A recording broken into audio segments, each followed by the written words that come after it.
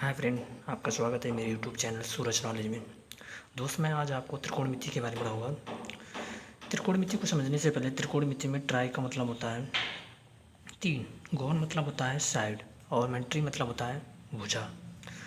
तो हमें जिसमें तीन भुजाएं होती हैं वो क्या होता है? ट्राइंगल। तो इसको पढ़ने से पहले, त्रिकोणमिति पढ़ने से पहले सबसे पहले समझना होगा त्रिभुज। त्रिभुज मतलब ट्राइंगल क्या होता है? ट्राइंगल क्या होता है? ट्राइंगल तीन भुजाओं से घिरी हुई आकृति को त्रिभुज कहते हैं। त्रिभुज तीन भुजाओं से, मतलब एक भुजा, दो भुजा और तीन भुजा, इन तीन भुजाओं से मिलकर के बनी हुई आकृति को, घिरी हुई आकृति को कहते हैं त्रिभुज। भुजाओं के आधार पर त्रिभुज तीन प्रकार के होते हैं। पहला होता है समबाहु त्रिभुज, दूसरा होता है समद्विबाहु त्रिभुज, तीसरा होता है विषमबाहु त्रिभुज। समबाहु त्रिभुज क्या होता है? समबाहु त्रिभुज तीनों भुजा बराबर हों उसको कहते हैं समबाहु त्रिभुज। समद्विबाहु त्रिभुज क्या होता है? केवल दो भुजा बराबर हों उसे कहते हैं समद्विबाहु त्रिभुज। विषमबाहु त्रिभुज तीनों भुजा बराबर हों ना हो उसे कहते हैं विषमबाहु त्रिभुज।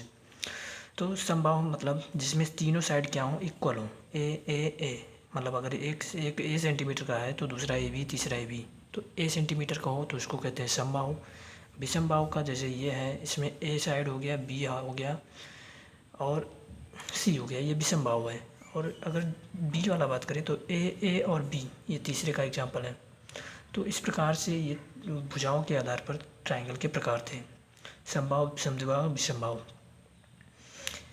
और कोणों के आधार पर देखा जाए तो न्यून कोण त्रिभुज। न्यून कोण क्या होता है? जो 0 से बड़ा हो, 90 डिग्री से कम हो, उसको कहते हैं न्यून कोण त्रिभुज। और अधिक कोण क्या होता है? 90 से 180 के बीच के कोण को कहते हैं अधिक कोण त्रिभुज। और सम कोण क्या है? 90 डिग्री। और हमें इस ट्राइगोनोमेट्री में इसी के बारे में पढ़ना है। ट्रिगोनोमेट्री समकोण त्रिभुज क्या होता है? एक ऐसा त्रिभुज जिसमें एक कोण कितना हो? 90 डिग्री का हो, उसको कहते हैं समकोण त्रिभुज। समकोण त्रिभुज में इस वाली लाइन को कहते हैं लंब। लंब नाम होता है इसका नाम, परपेंडिकुलर जिसे कहते हैं इंग्लिश में। इस वाले का नाम है बेस, और इस वाले को कहते हैं हाइपोटेनस। ये कर्ण होता है, कर्ण सबसे बड़ी भुजा होती है। लंब होता है, कोण के सामने हमेशा कर्ण होता है। ये कोण है 90 डिग्री, इसके सामने हमेशा कर्ण होता है। ये है बेस। बेस मतलब आधार, इसको कहते हैं हिंदी में आधार, और इसका नाम है कर्ण।